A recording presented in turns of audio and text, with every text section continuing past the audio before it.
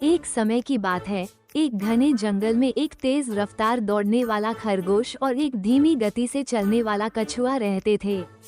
खरगोश को अपनी तेज गति पर बहुत गर्व था और वो अक्सर जंगल के अन्य जानवरों को ये दिखाकर चिढ़ाया करता था कि वो कितनी तेजी से दौड़ सकता है। एक दिन उसने कछुए का मजाक उड़ाते हुए कहा, मेरे सामने तुम्हारी कोई बराबरी नहीं। कछुआ शांत स्वभाव का था, लेकिन उसने खरगोश की बातों को चुनौती के रूप में लिया। उसने कहा, ठीक है, अगर तुम इतने ही तेज हो तो मुझसे दौड़ में मुकाबला करके दिखाओ।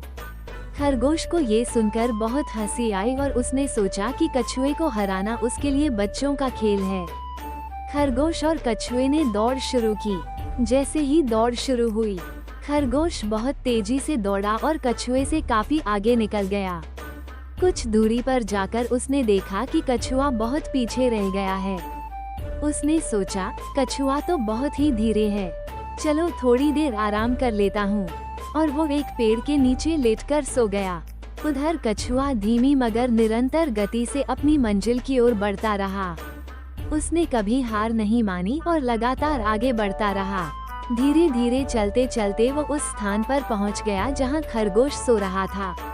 लेकिन खरगोश को सोता हुआ देखकर उसने उसे नहीं जगाया और अपनी गति बनाए रखी। अंततः कछुआ दौड़ की रेखा पार कर गया।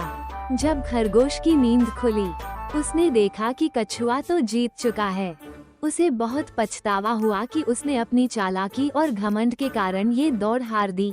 कहानी से सीख, धीमी और निरंतर मेहनत से सफलता अवश्य मिलती है। घमंड और आलस्य सफलता में बाधा बन सकते हैं।